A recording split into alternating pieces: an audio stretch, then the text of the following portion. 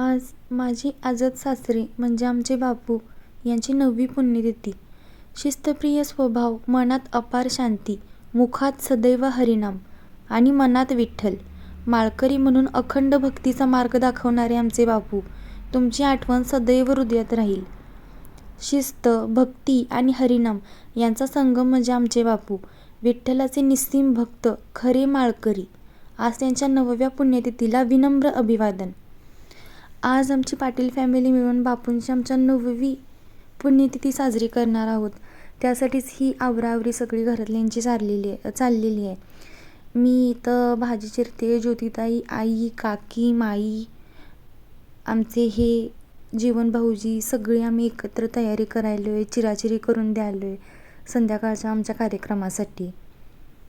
खूप सगळ्यांनी मनापासून यात हेल्प केली. सगळ्यांना छान वाटलं, सगळे एकत्र होते. घरात खूप आनंदाचं वातावरण होतं. ही आमची आई आणि तिचीही भाऊजं म्हणजे नणंद भाऊजांचं असं हे बोलणं चाललेलं होतं. इकडे आचार्य आलेले, त्यांची सगळी आवराआवर सुरू झालेली. सगळीजणं गडबडीत होते कामाच्या, कधी एकदा सगळं आवरल व्यवस्थित टायमिंगवर. हे सगळ्यांची आवराआवरी सुरू होती. तर छान जेवणाचा सुगंध पण सुटलेला. हा पिल्ल्या बघा आमचा काय करायला लागलो आहे, टोमॅटो खातोय. इथं थोडं त्याच्या आतोवर तो मस्ती करायला लागला आहे. पिल्या म्हणजे आमचा सक्षम, आमच्या घरातल्या सगळ्यांचा लाडका माझा मुलगा. इथं सगळी तयारी करताना तुम्हाला दिसायला लागल्या बघा. आता इथं चालल्या कोशिंबीरची तयारी. आमच्या गायत्रीताई काकी म्हणून कोशिंबीरची चिराचिरी करायलात, आवरायला लागल्यात.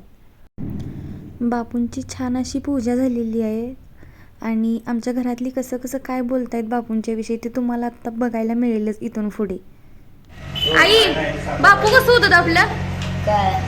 बापू कसं होतं? माझा चांगला होता. तुझी सेवा मी केली, सगळे केले म्या. आणि कसं कसं घरात कसं कसं ठेवलं तर सगळ्यांनी त्यासनी? सगळ्यांनी आनंदानं ठेवलं, आनंदानं माझा बापू गेलाय. गेलाय आनंदाने. नातवानी बी बय सगळं माझ्या नातवाने हे आता घातलं. ही सगळं लेकासनी सब माझ्या सुट्टी ठेवलंय सगळं.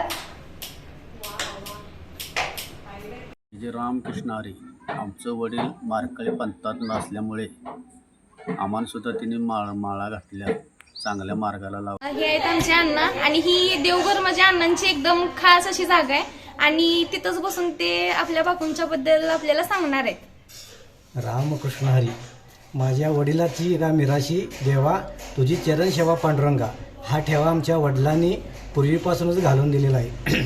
आम्हाला लहानपणापासून भगवंत किंवा विठ्ठल हे काय आहे आणि देवापासून तुम्हाला कसं भलवणार आहे हे आम्हाला पहिलं त्याने तत्व पटवून दिलं. कारण 14 गुंठ शेती असताना आम्हाला त्याच्यावर 8 ते 10 जणांचं कुटुंब त्यांनी जगवले आणि त्यांच्या कष्टातून आम्ही एवढे वैभव उभा केले आणि त्यांनी सत्याची बाजू कायम धरली, कधीच असत्याची बाजू धरली नाही. आणि आमची जवळजवळ 7वी 8वी पिढी असेल. आता माझं नाव जीवन नंतर आमचा सक्षम आला, सक्षमनंतर शिरपतीच्या अगोदर दत्तूच्या नंतर आबा होते, आबाच्या नंतर सुभाच्या नंतर सत्तूच्या नंतर गणू. जवळजवळ 9वी पिढी आता आहे. 9व्या पिढीचा कुठलाही आतापर्यंत आम्ही फक्त देवाचीच भक्ती करत असल्यामुळे आम्हाला 9व्या पिढीला कुठलाही आघात झाला नाही. आमच्या आत्तापर्यंतच्या पिढीनंतर आमचं कुठला तरी मोठा आघात झाला आहे, कुठंतरी काहीतरी झालं आहे वाईट, असं आमचं कुठंही काय झालेलं नाही. आणि आमच्या वडिलांनी कुठलंही कोणालाही संघ घेतलं नाही किंवा काय नाही. ठाईचं बैसूनही करायचं चित्त आवडे आणि ताळावा. हाय त्या रानात शेतात पण जायचं, तिथं सुद्धा हरिपाठ त्यांचा चालायचा. जिथं विठोबाच्या मंदिरात गेलं तर एकटेच होऊन हरिपाठ म्हणायचे. त्यांनी कुणीही कुणाचे तो येणार आहे अशी कुठल्याची वाट बघितली नाही. फक्त त्यांच्या संग एकच त्यांचा विश्वास होता की माझा आई आणि माझा बाप फक्त पांडुरंगच आहे. हेच ध्येय डोळ्यापुढे ठेवून त्याने पुढची वाटचाल चालू केली. त्यामुळे त्याने स्वतः सायकलवरनं जवळजवळ पोरलं ते पंढरपूर प्रवास केला सायकलवरनं वारी. अजिबात त्यांनी वारी चुकली नाही. वारा असू दे, पाऊस असू दे, कुठलंही काय असू नये, त्याने आपलं कुठलंही तत्व सोडलं नाही. आत्तापर्यंत आमच्या घरी आमची तिघांची पण लग्न झाली आणि वडिलांचं पण झाल्यापासून आम्ही कुठल्याही माहेरच्या त्यांच्या आमच्या मिसेस असतील किंवा आमच्या बायका असतील, त्यांच्या माहेरच्याला कुठलंही आम्ही 4 पायाचं बकरा असून दे, कोंबडा असून दे, कधी त्यांची आम्ही हत्या केली नाही. कारण त्या हत्येचं पाप एवढं मोठं आमच्या वडिलांनी सांगितलं की ते हत्येचं पाप तुम्हाला 5 पिढ्या जरी गेलं तर तुम्हाला ते संपणार नाही. हत्येचं पाप एवढं मोठं पातक आहे. तेव्हा तुम्ही काय असेल ते गोडच करणे. आमची ताईबाईसुद्धा आमची गोडे नैवेद्याचीच आहे. आमचं कुठं पण जाऊ द्या, आम्ही फक्त नारळ आणि दहीभात हेच आमचं समाधान, दुसरं आम्ही काय करत नाही. बाकी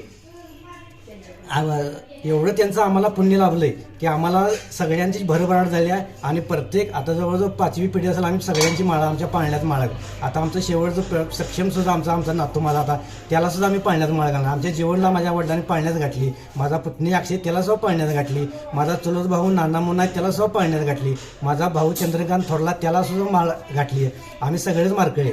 त्याच्यामुळं आम्ही इथून पुढे सुद्धा आम्ही आमच्या मुलांनी सांगून ठेवले, फक्त एक मग तुमच्या आईने तुमच्या नरड्या सुरी जरी ठेवली तर तुम्ही फक्त माझा बाप आणि आई पांडुरंगच आहे एवढंच फक्त तुम्ही माना. आणि तुम्ही वाटचाल का, तुम्हाला आयुष्यात कुठेही कमी पडणार नाही. आणि अन्नात अन्न श्रेष्ठ दान हे अन्नदान आम्ही सांगितले. आणि वर्षाला तुम्ही अन्नदान घालत जावा, तुम्हाला काहीही कमी पडणार नाही. म्हणून आम्ही त्यांचीच परंपरा पुढे चालू ठेवलेली आहे. रामकृष्ण हरी. कसं काय वाटते तुम्हाला बापूंच्या बद्दल? बापू म्हणजे आपले स्पष्ट वक्ता होते आणि कुणाला न घाबरता सगळे म्हणजे खरंच बोलायचं आपलं. म्हणजे जे पोटात होतं ते ओटाव्याचं त्यांचं हा स्वभाव त्यांचा होता. म्हणजे स्पष्ट वक्ते होते. आणि दुसरी गोष्ट म्हणजे आपल्या जीवनात म्हणजे शाकाहारमुळं आम्हाला त्यांच्यामुळं शाकाहार हे महत्त्वाचा जीव म्हणजे हे झाला काय हां शाकाहार आपल्याला म्हणजे ते दिशा योग्य मिळाली. आणि त्यांचं वक्तशीरपणा हाच आपल्या जीवनाचा मार्ग आणि दूरदृष्टी त्याबद्दल आम्ही मग बापूसाठी आम्ही ऋणी आहोत. आणि त्यांच्या विनम्र श्रद्धांजली. आता बापू नाही तर काय उणीव भासते तुम्हाला त्यांची अशी, काय असं सांगता येईल तुम्हाला? तसं काय माहिती आहे का, उणिवाशी काय म्हणत नाही. जे काय नियमानुसार जे आहे ते व्हायचं वेळ आहे. परत तसं काय एवढं काय दुःख नाही. परत ज्यांनी घालून दिलंय ते आपण म्हणतोय ना, आपण जीवनात आपल्याला महत्वाची दिशा त्यांनी दाखवून दिली हेच आपलं समाधान म्हणायचं. आमचं बापू म्हणजे ते सूर्यवंशम पिक्चर मधले भानुप्रताप सिंग होते ना, सेम कॅरेक्टर तसेच पर्सनॅलिटी, तसा स्वभाव, एकदम कडक स्वभाव. ते आमचं ऑलराऊंडर होतं सांगायचं म्हटलं तर. बापू म्हणजे देवधर्म पण करायचं, कामात पण एकदम हुशार. आणि त्यांचं म्हणजे चांगली गोष्ट म्हणजे पोरांना चांगल्या सवय लावायच्या सगळ्या. मार खाल्लाय कधी? मार कधी का नाही खाल्ला, त्यांचं वागरून नाही कधी आम्ही. पण एक भीती असायची बापूंची मनात काय अशी. काय शिकला तुम्ही बापूंच्याकडनं? बापूंच्याकडनं लहानपणापासून हरिपाठ पाठ नव्हतं, आम्हाला काय माहिती नव्हतं. आमच्या दारात एका उंबरात झाड होतं. उंबरात दारात आमचं बापू रात्री दररोज हरिपाठ म्हणून बसायचं. मग ती सवय लागत हळूहळू गेली. आणि आम्हाला तर म्हणजे न अक्षर बघता असं नुसतं बसून त्यांच्या संघाचा अभंग हरिपाठ पाठ झाले आम्हाला. बरं. आणि मग काय सांगायचं तर म्हणजे जसं मोठं होत गेलो तसे म्हणजे बापूंची म्हणजे आदर जास्त वाढत गेला. त्यांचं म्हणजे किंमत जास्त काय लागली हळूहळू. जास्त नाही ते जरा असं वाईट वाटते. आणि असं तर आमची घराची आणि प्रगती झाली असते असं आम्हाला वाटतं. पण त्यांनी बरंच काय केलंय, त्यामुळे आम्ही इथंपर्यंत आहात एवढं सांगतो. शेवटी बापूंच्याबद्दल एवढं सांगेन की आज म्हणजे बऱ्यापैकी आम्ही सर्व आमचे म्हणजे घराचे सर्व फायनान्शियल स्टेबल आहे. आम्ही म्हणजे आज जर बापू असते तर आम्हाला त्यांच्यासाठी काहीतरी वस्तू एखादी चांगली खरेदी करता आली असते.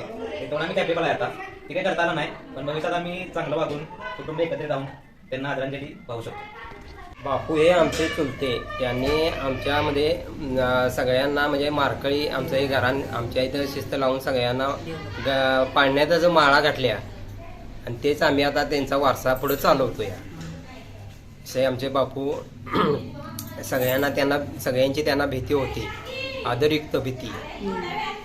बापूंच्यामुळे आम्हाला चांगले संस्कार, बापूंच्यामुळे आम्हाला चांगला आदर, आम्हाला प्रेम मिळालं. बापूंच्या विषयी आम्हाला सांगायला एवढं कौतुक वाटतं की बापूने आम्हाला कधीही कशाची कमतरता दिली नाही. त्यामुळे आम्ही आज इथंपर्यंत आलो. बापूंचे किती सांगावं ते आम्हाला थोडेच आहे. सासरे होते पण ते माझ्या वडिलांपेक्षा श्रेष्ठ ठरले. त्यांनी मला पुढे शिकण्याची संधी दिली. मी जास्त काही बोलत नाही, पण एवढे सांगते की मी आज जी काय आहे ती माझे सासरे, त्यांना आम्ही सर्वच बापू म्हणतो, त्यांच्यामुळे आहे. आमचं कसं मारकळी होतं, सगळ्यांची मग परंपरा मारकळी सगळी झाली. तर त्यामुळं काय एवढं चांगली माहिती सगळी आणि काय आम्हाला जात वीज काय केला नाही सगळा. आमच्या नंदूबाई आमच्या सगळ्यात मोठ्या ताई, त्या बोगी आपल्याला काय सांगतात बापूंच्या विषयी? रामकृष्ण हरी. आमच्या घरातील सर्वात श्रेष्ठ व्यक्तिमत्व म्हणजे आमचे बापू, म्हणजे आमचे आजोबा. त्यांनी आम्हाला मुलगा मुलगी हा कधीही भेदभाव केला नाही. त्यांनी आम्हाला चांगले संस्कार दिले. आमचे बापू खूप देवभक्ती त्यांच्या मनात होती. तसेच त्यांनी सर्व घराला पण तसंच वळण लावले. सर्वांना देवाचे ज्ञान कसे करावे, देवाचे स्मरण कसे करावे हे शिकवले.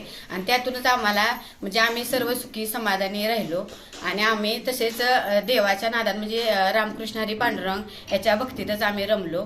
आणि आमचे आजोबा आम्हाला म्हणजे खूप जेवढे ते स्ट्रिक्ट होते तेवढे ते लाडाने आमचे लाडसुद्धा करायचे. कधी आम्हाला तिने मागासर म्हटले नाही ते कधी. तसेच मला काय बापूंचा सहवास लावला नाही, पण सगळ्यांकडून मी त्यांच्याबद्दल पॉझिटिव्हच ऐकलेलं आहे. बापूंच्यामुळे खरे संस्कार आम्हाला समजले आहेत.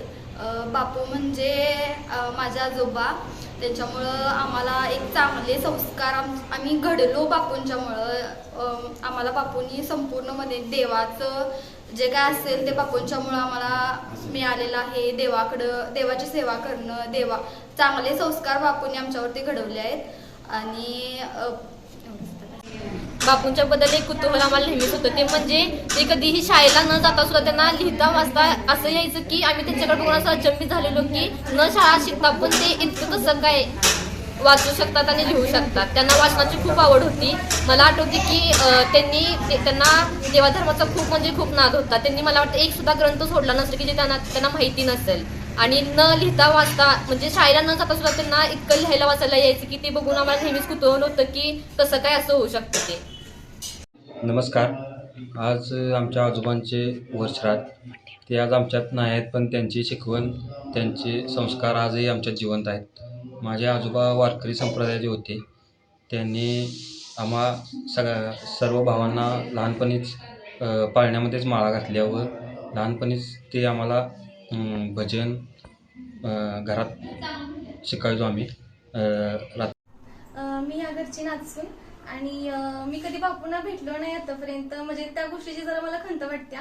आमच्या लग्नाच्या आधी जवळपास एक 4-5 वर्षापूर्वी बापू आम्हाला सोडून गेले. पण सगळ्यांच्या विषयी इतकं सगळं ऐकलंय की मला वाटते की बापूंच्यानी माझी एकदा तरी भेट व्हायला हवी होती. कारण बापू म्हणजे पाटील फॅमिलीचा कण आहे. एक स्ट्रॉंग सपोर्ट सिस्टीम सारखं ते काम करत होतं. आणि दुःख ह्या गोष्टीचं आहे की जे ह्या सगळ्यांना सवयी लावल्या त्यांनी त्या मला सुद्धा हव्या होत्या. मला हरिपाठ त्यांच्याकडनं शिकायचा होता. भजन वगैरे मला आवडलं असतं त्यांच्याबरोबर काम करायला. आणि घरात सगळीच असे म्हणतात की जर तुला ते भेटले असते तर त्यांना जास्त आनंद झाला असता की सून पण त्यांना अशी मिळाली की सगळं देवाचं वगैरे करते असं.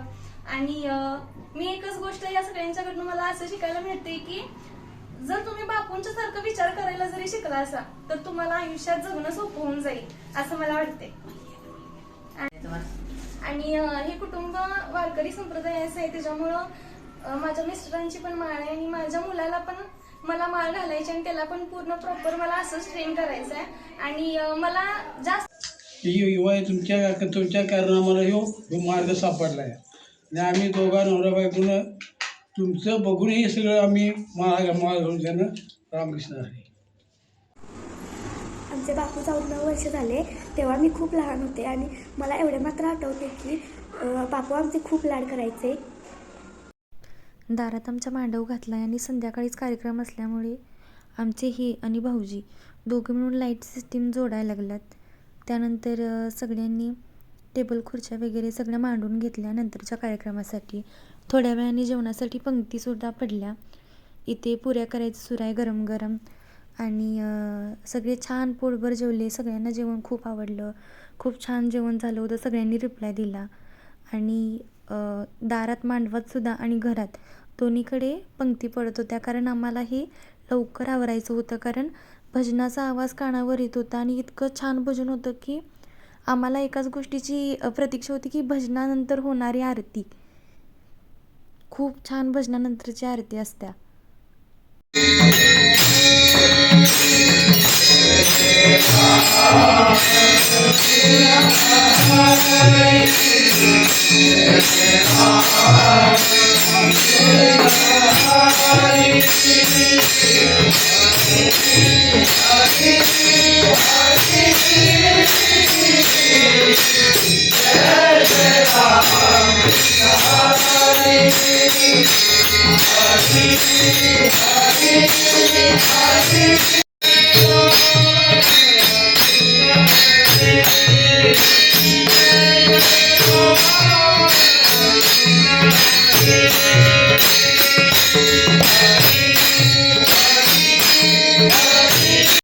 अशा प्रकारे आमच्या बापूंची पुण्यतिथी खूप चांगल्या प्रकारे पार पडली.